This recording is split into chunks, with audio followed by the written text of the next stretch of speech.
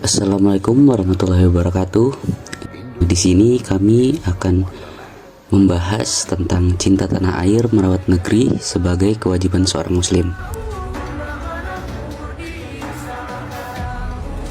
Cinta tanah air merawat negeri sebagai kewajiban seorang muslim menggarisbawahi pentingnya cinta terhadap tanah air dan tanggung jawab untuk merawat dan membela negara sebagai bagian integral dari keimanan dan ibadah dalam Islam.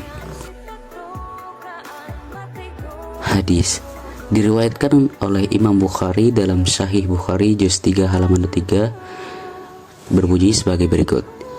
Ketika Rasulullah hendak datang dari berpergian, beliau mempercepat jalannya ke kendaraan yang ditunggangi setelah melihat dinding kota Madinah.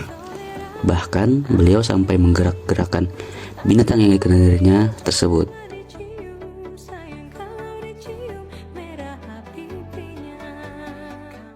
Semua itu dilakukan sebagai bentuk kecintaan beliau terhadap tanah airnya.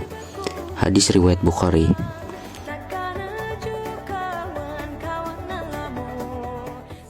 Dan juga ada hadis sebagai berikut. Dari Ibnu Abbas, ia berkata, Rasulullah Shallallahu Alaihi Wasallam bersabda, alangkah sebaiknya engkau sebagai sebuah negeri dan engkau merupakan negeri yang paling aku cintai. Seandainya kaumku tidak mengusirku dari engkau, niscaya aku tidak tinggal di negeri selainmu. Hadis Ibnu Hibban.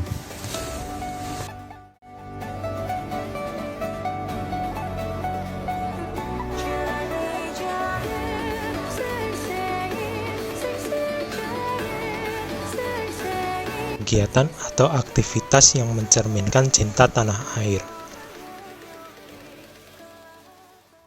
Yang pertama adalah patuh pada hukum. Maksudnya, Islam mendorong umatnya untuk patuh kepada hukum, kecuali jika hukum tersebut bertentangan dengan prinsip-prinsip agama atau syariat Islam.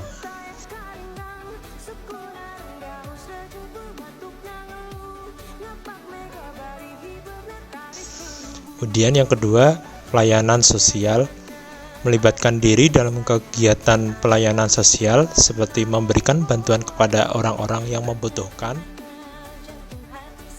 yatim piatu, membantu orang miskin, dan mengunjungi orang sakit adalah bagian dari cinta tanah air dalam Islam.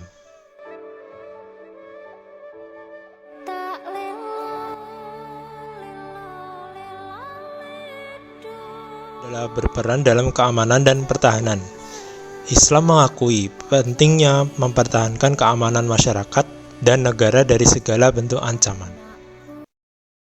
Kegiatan yang tidak sesuai dengan sifat cinta tanah air pada seorang muslim, yaitu yang pertama, terorisme. Perilaku terorisme tidak sesuai dengan ajaran Islam dan mendorong umat Islam untuk mencintai tanah air dan berlaku damai.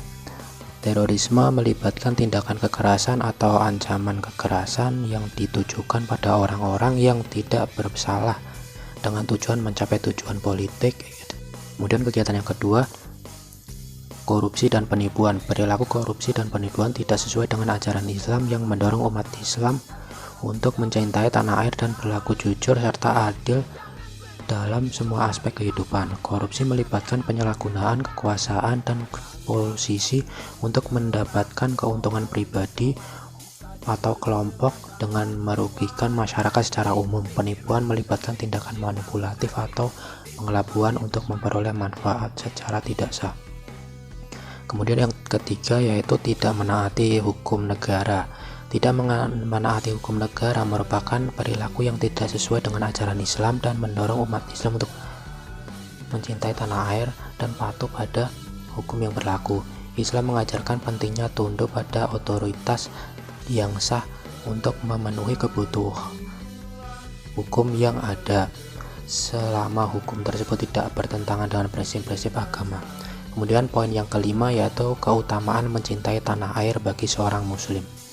Dengan mencintai tanah air, seorang muslim dapat menjadi agen perubahan positif dalam masyarakat, ikut serta dalam pembangunan, menjaga nilai-nilai moral, dan memberikan kontribusi yang berarti bagi negara dan umat.